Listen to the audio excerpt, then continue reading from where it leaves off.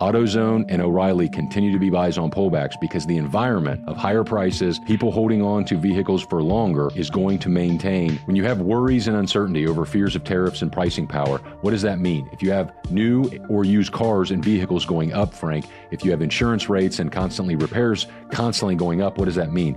Typically, that's going to mean that you're going to hold on to your vehicle for longer. That's good for AutoZone. It's good for O'Reilly. AutoZone, on their conference call, talked about inflation. They think inflation is going to rise to 3% over time. Why is that key? These guys are transparent, well-run, significant business owners. They are talking against politicians who are lying to you about inflation going back to 2%. That's number one. Looking at tariffs, this is interesting because on the conference call, Frank, management says right there on their conference call, they said, listen, tariffs, we are going to maintain our gross margins post tariffs, whatever they are. They'll work with distributors, they'll raise prices, they'll do whatever. That's key, Frank. You know what their gross margins were in quarter four? 54%. So they're saying tariffs, put a 25, put a 20%, doesn't matter. They're going to maintain. That means you have to have either concessions on the supply side and vendors, or you have to have price hikes.